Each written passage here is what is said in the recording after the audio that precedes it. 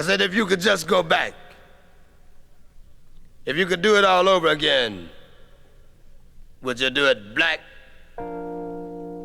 Considering the chance of your survival and the odds against your success, and knowing that at your very best, you could only be second best, would you, if you could, turn just a few of those miserable pages back to try to change what is by erasing yesterday's mistakes written in black? Do you remember your second-hand clothes brought home by your overworked mother after scrubbing Whitey's floors? Do you remember how she complained about her back? If you could, would you go back? If you had a choice, would you do it black? Do you remember the buses with all the empty seats in the front while you used to stand in back? Can you remember the cafes where you paid the regular price for a hamburger but received yours from a small window in back? If you could, would you go back? If you had a choice, would you do it black? Do you remember the school lunch bell? To some it was a mad dash to the lunchroom. To others it was hell. How well I remember that ring, when me and a few of my buddies gathered off to one side, hungry victims of the same old thing. That's right, no lunch sack. If you could, would you go back? If you had a choice, would you do it black? Had you asked me a few years ago when I didn't know, I would have been glad to go. That was before I saw the light. I would have jumped at the opportunity and been glad to do it white. But all of the ingredients that made me me, though bitter they were, I'm black but proud to be.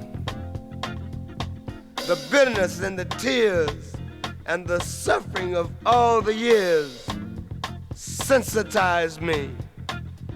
Now I can see, I can hear, I can feel. This is worth more than gold.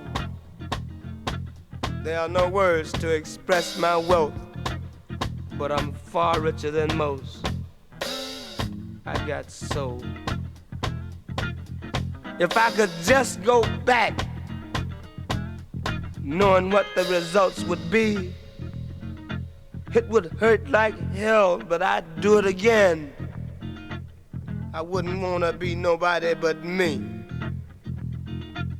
A little food is filling if it's been a while since you ate, and you truly know what love is after being exposed to an abundance of hate. It's nothing no one can tell or show you, and you can't get it from a book. You're never going to get it, no matter how hard you look. You'll have to get yours like I got mine, minute by minute, month by month, and a year at a time. I got soul, and if I could just go back, I'd do it all over again and do it black. How in the hell would you do it, brother? Right on.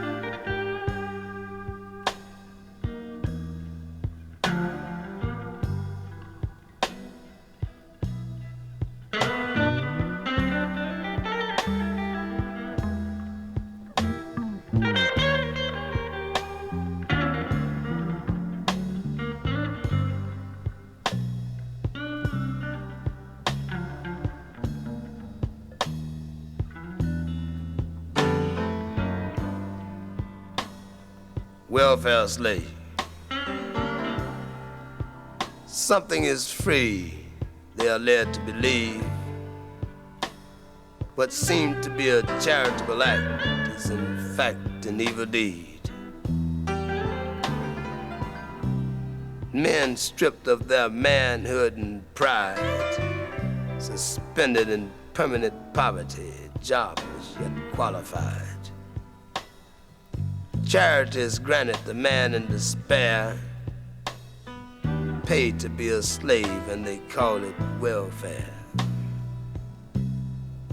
Compromising mothers with deserving children survive on tokens and barely live. Social workers complaining over taxpayers' money as though it's from their pockets they give. Complaining about welfare nickels while they take a dime. Sharing the same public taxes, only they're cut much bigger than mine. Something is free, but not enough to meet half your necessities. How low can a man go when he's already on his knees? With a pride that has taken a thorough beating, with the family he loves raggedly and barely eaten, being forced against his will, jeopardizing his freedom to meet the bill. Welfare they call it, and it make good men steal. On the 1st and the 16th, welfare hallucinations of hungry mothers and children set free, with bills and complications the day thereafter, and the return to suffering and misery. The children of today with little or no chance, the children of tomorrow with no hopes of advance. Still we must on these tokens rely, desirable or not, it's do or die.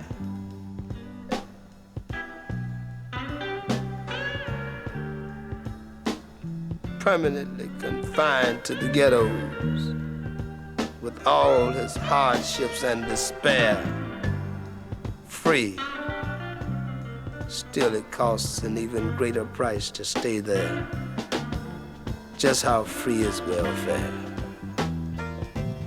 Overcrowded apartment with walls of chip paint smudges and cracks, suitable for any museum in the art sections of antiques or modern abstracts, where it can never be said that the children are overfed, where no one sleeps alone, and even the pets share the bed.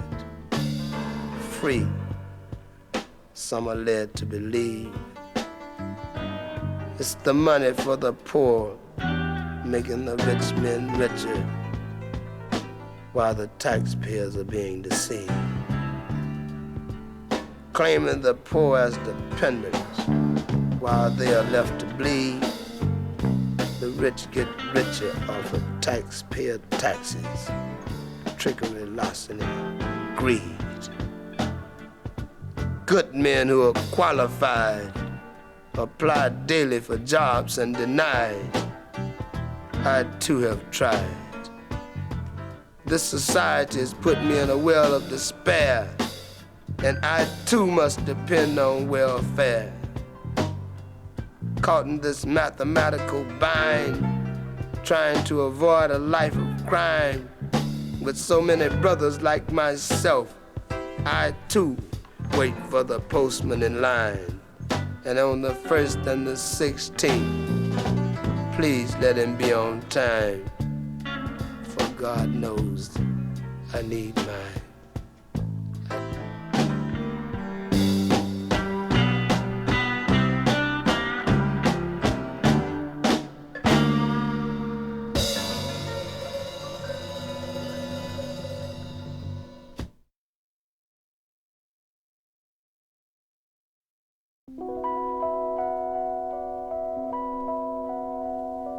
Being so concerned with something Sometimes we forget about nothing. Perhaps you never stop to realize the beauty of the significance of nothingness. But even nothingness, if it is kept in its proper proportion and its proper perspective, has its beauty. I lay in the darkness looking at nothingness, but I saw it and understood it and understood the beauty of it, and it was beautiful.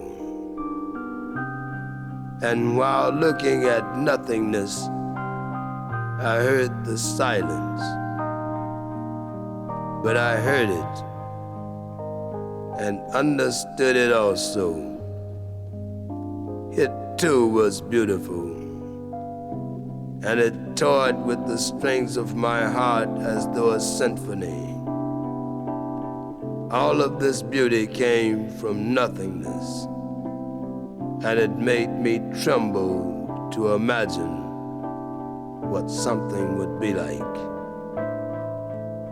Then I concluded that after many years of nothingness, I had found nothingness to be something, but compared to something, it was still nothing. Nothing.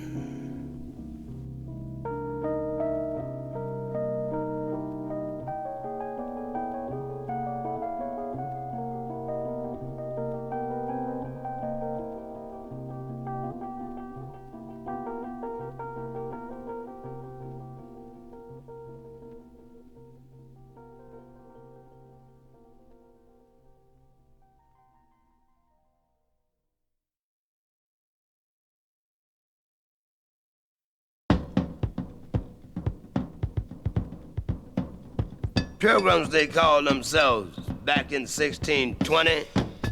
'Twas a hell of a joke they played, but not a living Indian thinks it's funny. They came for many reasons, claiming Puritans as being one. All we want is a little old church and a holy place in the sun, free from elaborate ceremony.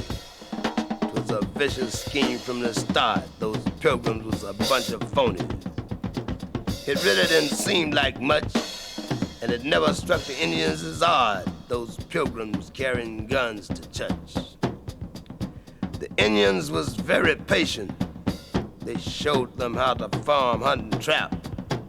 The Indians was very generous and placed many gifts in their laps. The pilgrims was very eager and did their best to learn. The colony boomed, and little did the Indian know this was to be his doom. Now the tables began to turn. The pilgrims with short patience in their teaching, and the Indians too slow to learn. The shoe being on the other foot, this holy place became a different thing. Prayers was almost forgotten. The answers became bang, bang. They found gold, so I'm told, and it struck the mother country's interest. There'll be no sharing and no sparing, cried the pilgrims with king, queen, prince, or princess. These Puritans, who were regarded as very religiously strict, had no desire of sharing. They was also very slick. They were religiously slick. Mother, we want independence. And bang, bang. They had it by 1776. There was no extent to their self-preservation. These same God-loving people who invaded this nation, abusing and killing off all the Aborigine and sparing only a few for the desert reservation. After doing all of this, they still felt pure at heart and set aside a special day that they may give thanks to God. Thanksgiving we'll call it. That'll be fine. Surely the God they're thanking is not the same as mine. If I'm really to give thanks and praise to God, the thing that I'd pray for most is something to keep us apart. You give thanks for destroying an innocent people who welcome you in when your own had deprived you of the right to pray.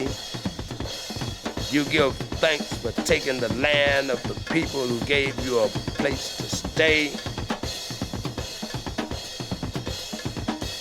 God have mercy. Eat your turkey. Go on and give your thanks. I'll eat with the Indians a much better meal. I'd rather have beans and franks. Happy Thanksgiving.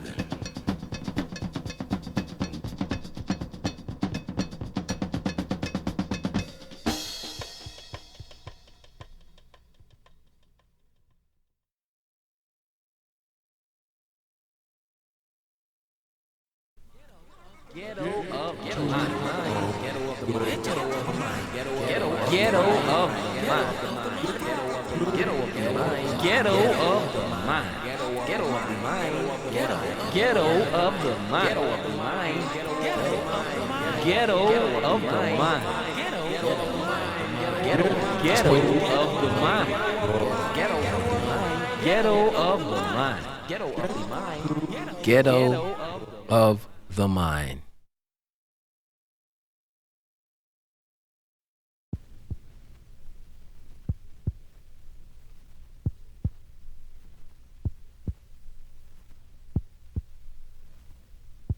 So whatever you are, right or wrong, who has a greater right to be? No one wants to fail. We all reach for the brighter stars. Some find their solution in churches. Others find them in bars. Being a member of a church is accepted and understood. Still, being a drunk is considered as being no good. Could there be enough ingredients in anyone's life to make being a drunk justified? A question only one can answer. Only one is qualified. If you're strong enough to protect what's your own, you're within your right to be wrong. It's the weak and the meek that cries over right and wrong. You can never infringe on a strong man's right, and he'll never challenge your right to be wrong.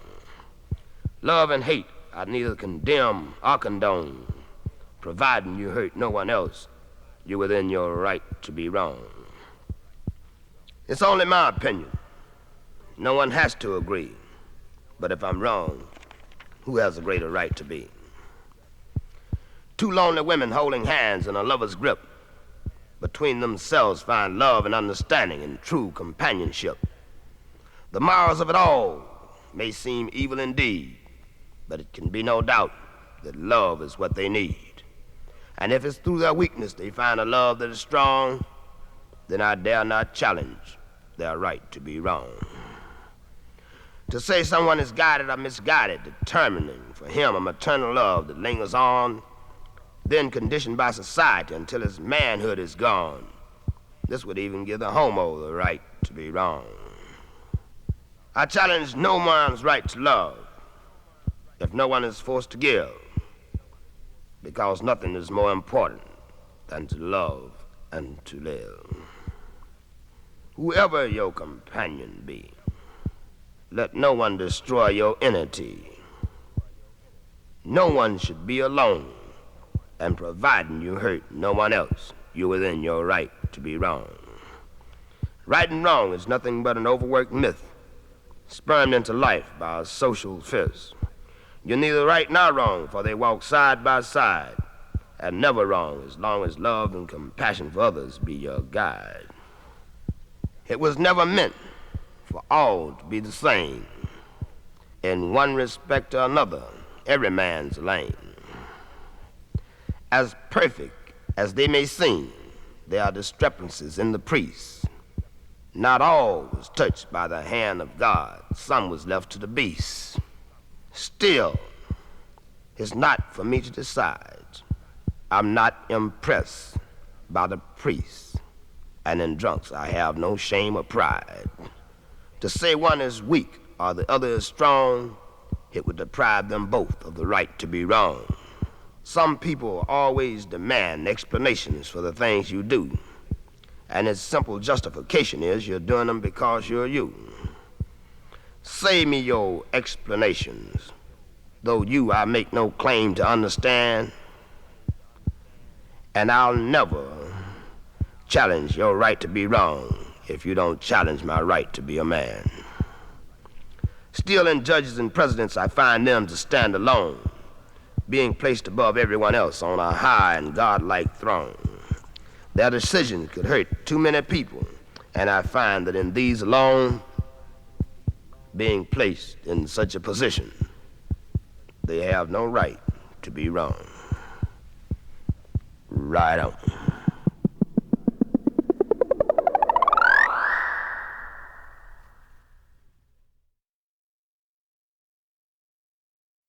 Casting a shadow of love inspired from a youth, Marie some call her, but to me she was the first lady of truth.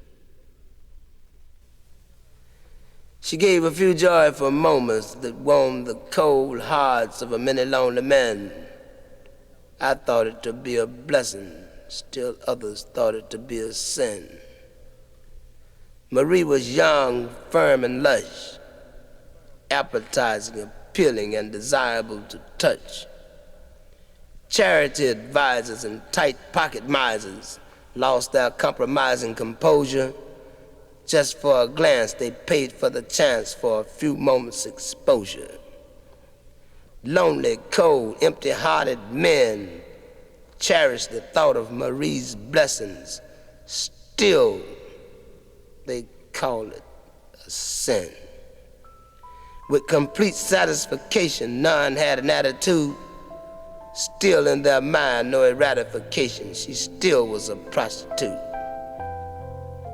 She gave herself body and soul and brought pleasure, love, and joy and warm, empty hearts that was cold. Men wisely claimed they understood, claimed Marie to be no good. Would you blame a fool who just didn't know for thinking Marie was a no-good hoe?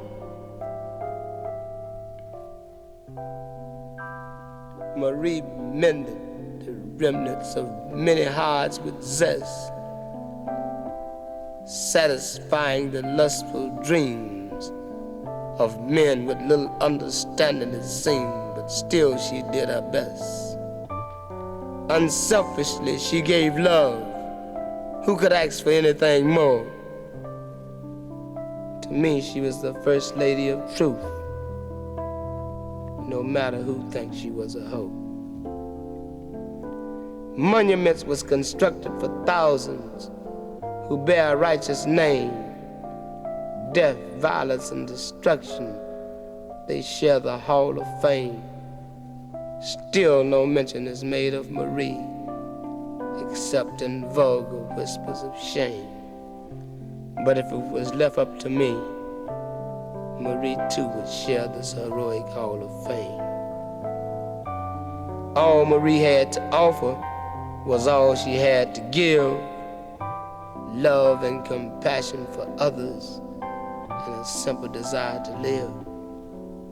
So I both loved and understood Marie, and just how things would have to be. And no matter what the world may think, she's still the first lady of truth to me.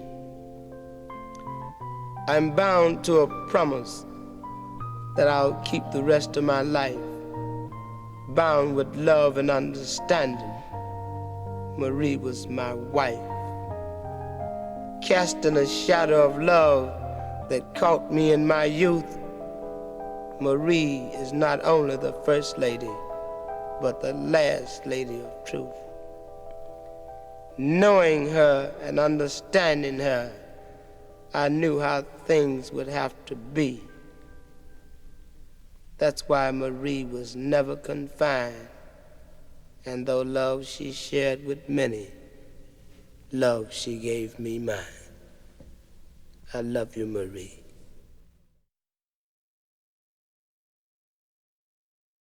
Justice isn't blind.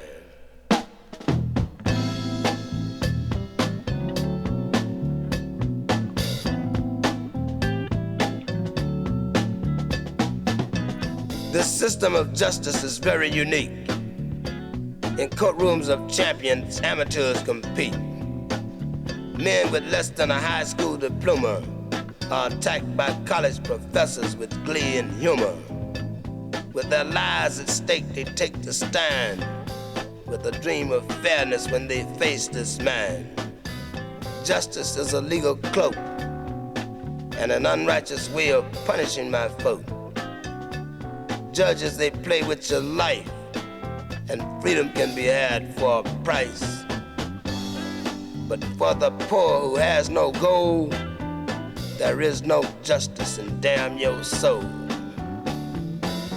Justice herself, who claimed to be blind, been caught peeping a number of times.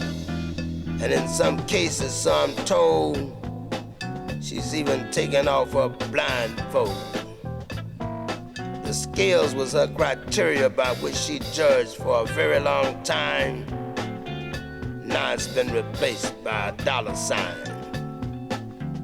Local crimes are said to increase at a rapid speed. However, crime in the courtroom far exceeds. The pettiness that turns crimes from day to day is far greater in every way. But no one dare question these facts or take a final stand or truly observe the tilted scales in the blind lady's hands. One need only to glance to see how the rich infringe upon our rights while the poor struggle to comprehend justice in their already lost fight. Justice isn't blind.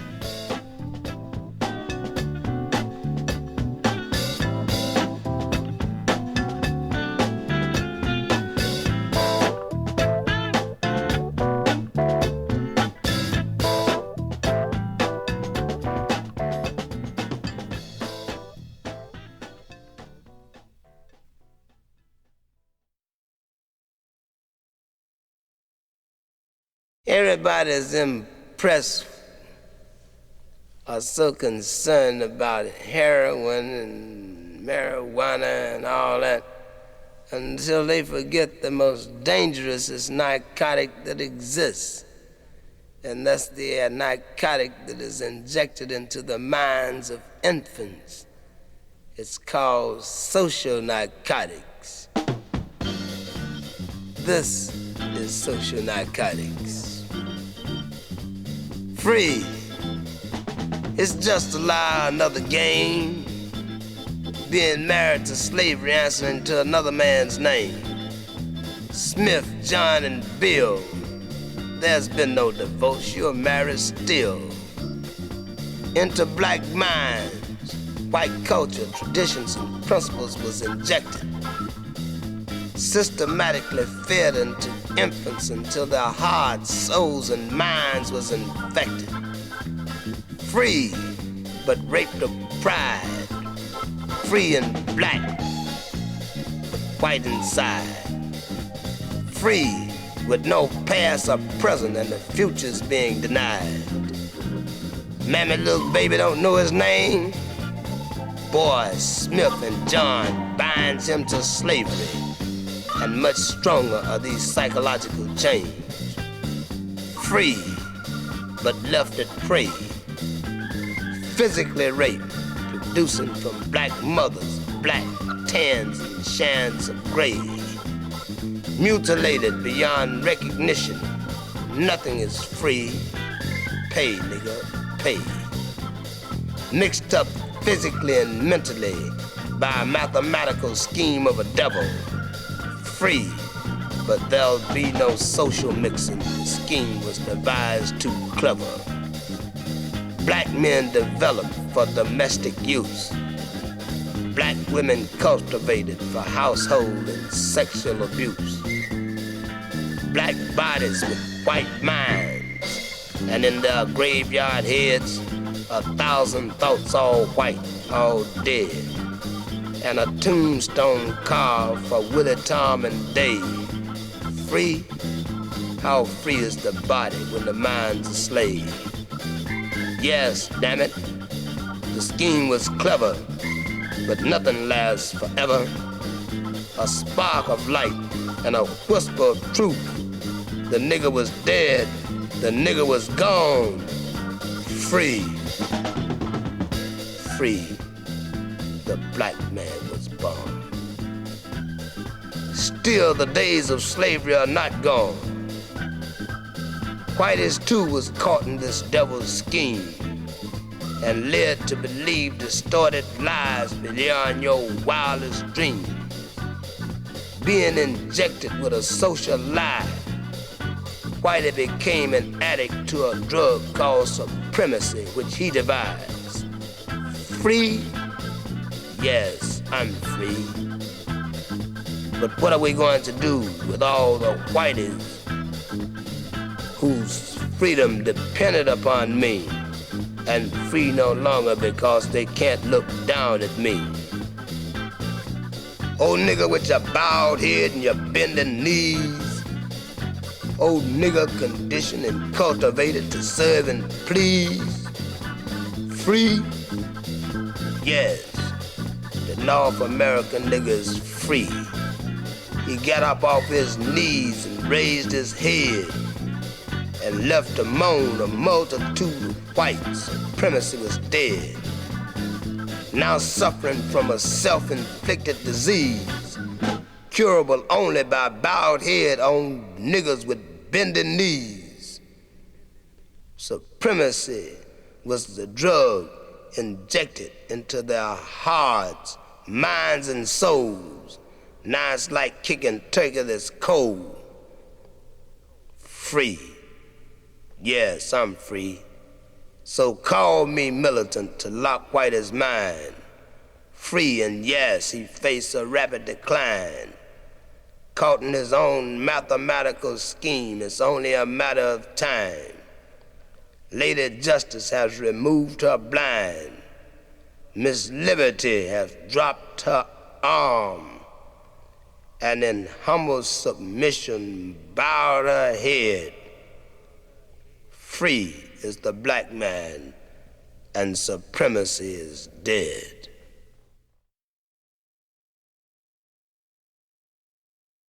I said, black man, my brother, what are you going to do?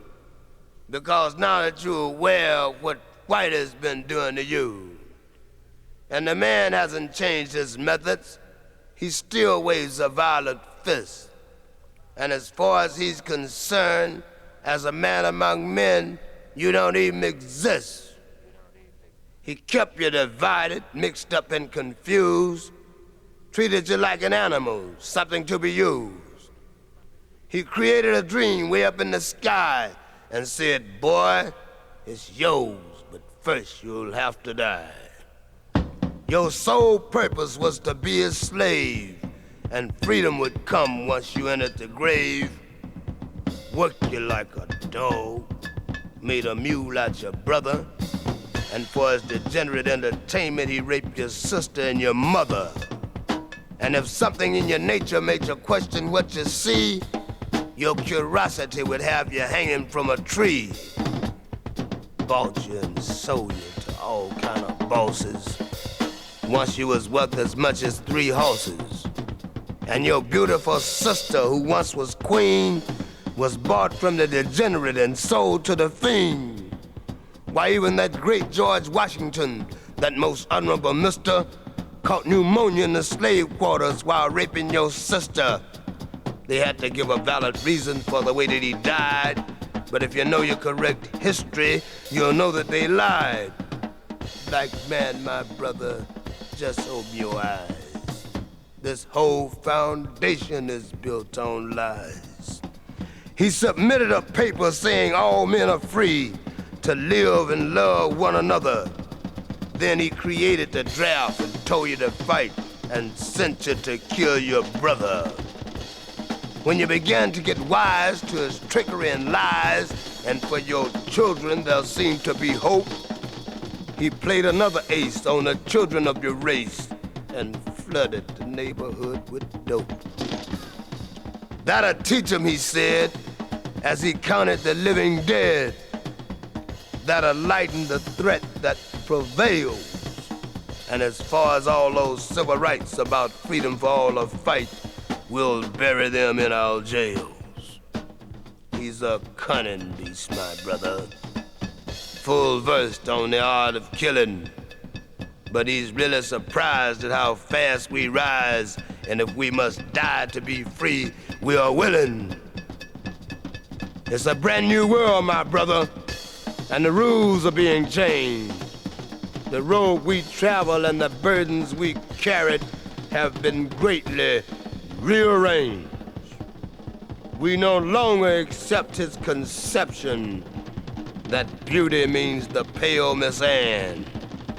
For where are there any more lovelier than the black women of the land? Where are there any more qualified and has proven their ability to survive? If Miss Anne had to carry the black woman's weight, there wouldn't be one alive. We've always ignored our black women, except in the giving of birth, but we come to learn that she alone is the mother of this earth. So honor her, my brother, for she's always been supreme, and she'll take her place on a throne next to yours and hold her own as queen. Do this sound like a dream, my brother? Something that could never be? Just check the distance you already come, and you'll see you're partially free. Don't let your goals be so petty till when you reach them you suddenly stop. You'll just be submitting to the same old trap where the white man limits your top. Are you beginning to hate him, my brother? So much till you want to destroy? Well, don't let it be. For the emotional one is the man he used to call boy. Try to understand him, my brother, for understanding is the key. And until you can learn what he really is, you'll never be mentally free. But once you know the beast in his nature, then you'll know exactly what he will do. And you'll have to be a fool from some old school to allow him to do it to you. Stand tall, black man, my brother, and take your rightful place. And don't you forget that we once were kings of a proud and majestic race. And if we were kings, surely they must have been queens. What the hell you think? Right on.